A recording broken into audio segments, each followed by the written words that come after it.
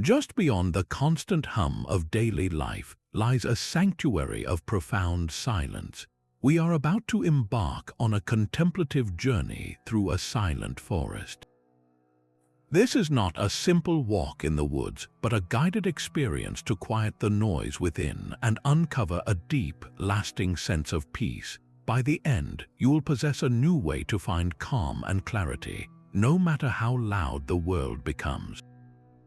We will discover what the forest floor can teach us about resilience and what the ancient trees know about standing tall through any storm.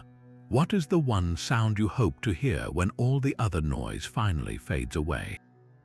The ground beneath your feet changes in an instant. One moment you are on a hard, sun-warmed path, and the next you are stepping onto a soft carpet of moss and last year's leaves. The air itself transforms, growing cooler and carrying the rich, damp scent of earth. The relentless noise of the world, the distant traffic, the electronic hum, all of it is swallowed by an immense and sudden quiet. It is not an empty silence, but a thick, living presence. Light struggles through the dense canopy overhead, casting the entire space in a shifting, green-tinged gloom that feels more like a sacred space than a simple grove of trees. Your own breathing seems to slow to match this new rhythm. The frantic pace you carried in with you begins to feel out of place, an urgency that has no purpose here. This is the first and most vital lesson the forest offers, a gentle insistence that you release the rush. You are not here to conquer a trail or reach a destination. You are here to simply be, so let us set an intention for this walk. We will move slowly. We will listen not just with our ears, but with our skin, our breath, our entire awareness. We are preparing to hear what the silence has to say. This soft ground is its own universe, a living tapestry woven from endless cycles. With every step, your foot sinks into a carpet of moss, a spongy green world that cushions your weight and holds the memory of recent rain. Look closer and you will see the intricate mosaic of fallen leaves. Some are crisp and newly fallen, their veins still sharp against the light. Others are soft and translucent, halfway through their journey back to the soil, while beneath them lies a dark, rich humus, the very essence of life returned to its source. This is not decay, this is transformation. It is a quiet, continuous demonstration that endings are merely a different kind of beginning, that from what is released, new life is patiently built. Beneath this visible surface lies the forest's true secret, a hidden network of connection. A vast, web-like mycelium of fungi links the roots of trees, forming a communal nervous system. Through these threads, a towering ancient oak can share nutrients with a struggling sapling, a warning about a blight can travel, and the entire woodland operates as a single, breathing entity. This is the ultimate lesson of the forest floor, the wisdom of an unseen foundation. The strength of the whole depends entirely on the quiet, steady work happening below, the constant give and take that remains invisible to a passing glance. What are the unseen foundations in your own life? Consider the relationships that hold you steady, the habits you practice without fanfare, the quiet accumulation of small kindnesses and learned lessons. These are your personal mycelium, the network that nourishes your resilience and allows you to stand tall, even when the winds howl. There is a profound beauty in this hidden work, a strength that does not need to be displayed to be real. The forest does not rush its cycles. It trusts the slow, certain process of growth and return, of building from the ground up. What might become possible if you learn to trust in the steady, foundational work happening within your own silence? Lift your eyes from the forest floor and follow the immense trunks upward, past the gnarled roots and into a world of constant, gentle motion. High above, the canopy is a living ceiling, its leaves whispering secrets to the sky. Each rustle is a word in a language of wind and weather, a soft conversation between the forest and the air. A squirrel darts along a branch, a sudden burst of life, while a bird calls out from a hidden perch, its song a bright punctuation in the green expanse. This is the realm of perspective, a stark contrast to the hidden world below. Here, the trees are masters of resilience. They do not hide from the storm, they meet it. Their branches sway and bend, absorbing the force of the wind without breaking. They stand firm, rooted in the deep truth of who they are, yet flexible enough to endure. This is not a rigid, unchanging strength, but a dynamic and intelligent one. They understand that to resist everything is to risk shattering, while to bend is to continue growing. And grow they do, always persistently reaching for the light. No matter how dense the canopy, new shoots find a way, angling a leaf toward the sun, patiently stretching a little higher each day. This is their silent imperative, to never stop seeking the source of their vitality.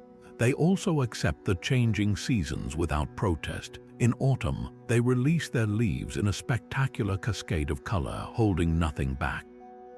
They do not mourn this loss, for they know it is part of their cycle, a necessary rest before the green bud of spring. We can learn to stand like these trees. To be rooted in our core values, the principles that give us our strength and direction, especially when the winds of challenge howl. We can learn to reach always for the light, for knowledge, for connection, for growth, even when obstacles seem to block our way. And we can learn the graceful art of adaptation, to accept the changing seasons of our own lives not as failures but as natural transitions. What storm are you facing that requires you to bend so you do not break? What light are you currently reaching for? The forest does not offer easy answers, only a living example of profound and patient strength. A single, ancient stone rests where the roots of a great tree embrace the earth. Its surface is a rough landscape of gray and green, a soft blanket of moss clinging to its contours. Rain and wind have smoothed its edges over countless seasons, yet its core remains immovable, a quiet anchor in the flow of the forest. While leaves have fallen and regrown 1,000 times, while animals have lived their entire lives in its shadow, this stone has simply been. It holds a perspective that dwarfs our own fleeting concerns. The anxieties that feel so large to us, the daily rush and worry, are to this stone nothing more than passing weather, a brief storm of thought and emotion that it observes without being moved. This is not indifference, but a profound kind of patience, a deep knowing that all things shift and change in their own time. We too possess this kind of inner bedrock. Beneath the churning surface of our thoughts and the turbulence of our feelings, there is a place of stillness as solid and as ancient as this stone. It is the part of us that simply observes, that knows our name, our history, our worries, yet is not defined by them. It is the silent witness to our own life. Finding this core does not mean becoming cold or unfeeling. It means discovering a foundation so stable that you can experience the full force of life's storms without being swept away.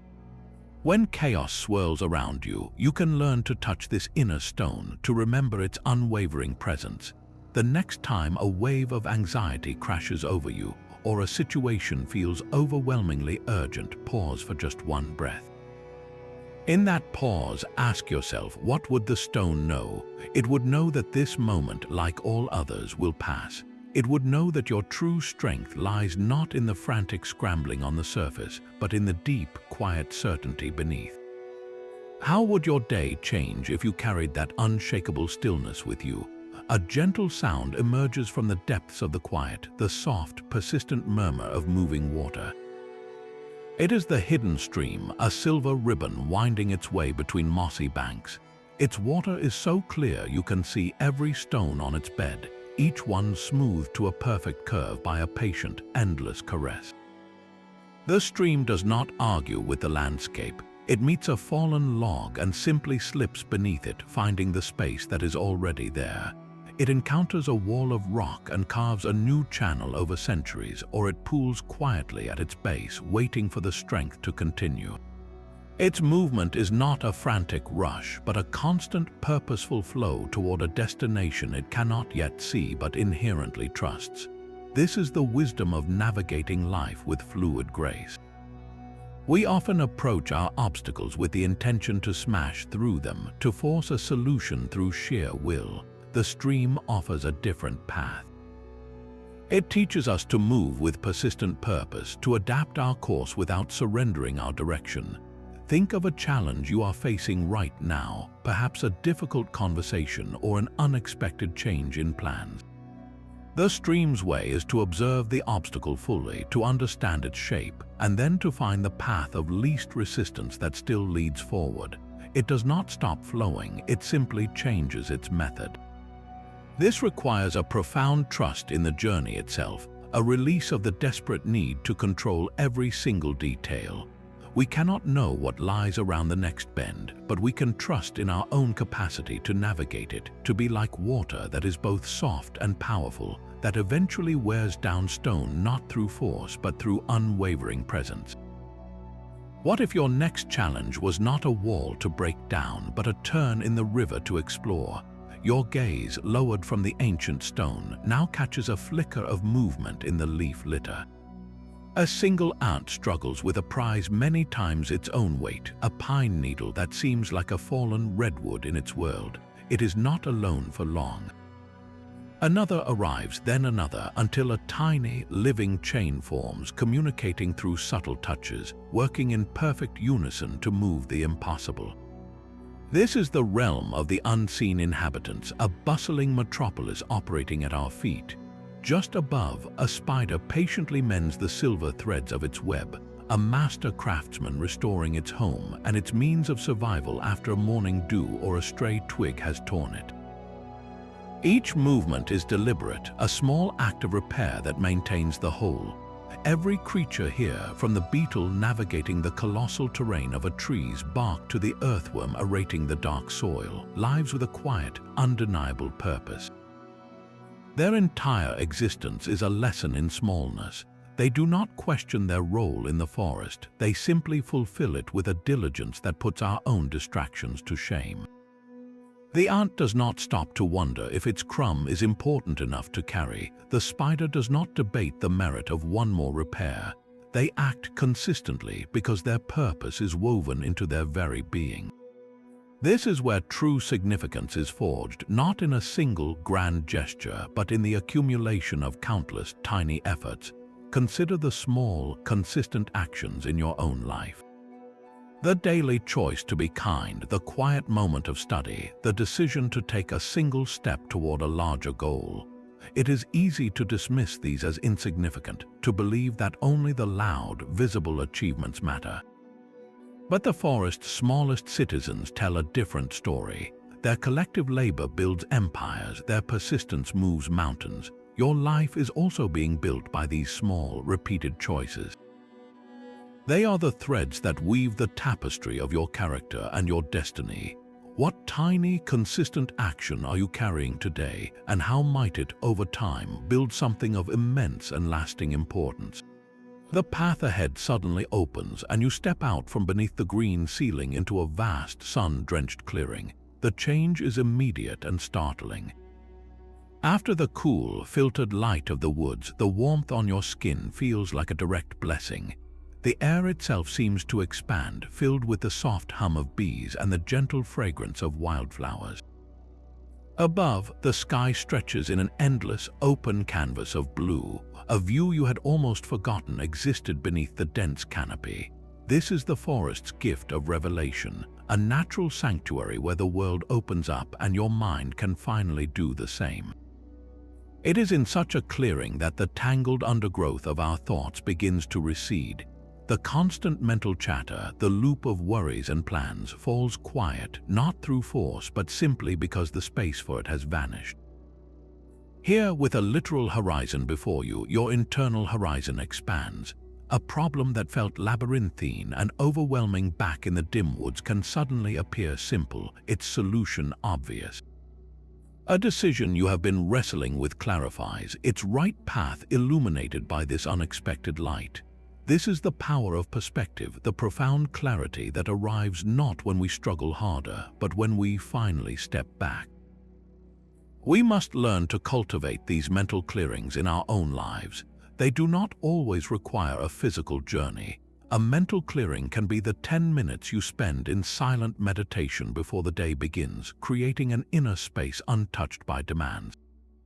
It can be the conscious decision to take a different route on your walk, breaking the routine to wake up your senses.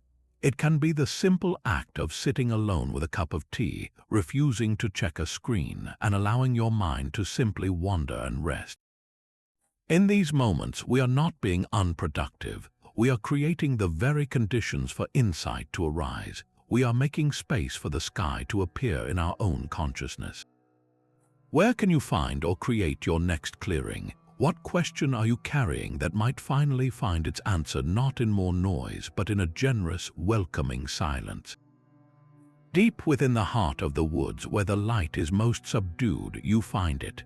A sentinel so immense it seems to draw the silence around itself like a cloak. Its bark is a thick, deeply furrowed tapestry of grays and browns, a landscape of scars and healed-over wounds. This tree does not merely grow from the earth, it is fused with it, its roots sprawling over the ground like great stone serpents before plunging deep into an unseen history. To stand before it is to feel a quiet, humbling awe, the same feeling you might get in the presence of a great library or a cathedral. This is a living chronicle.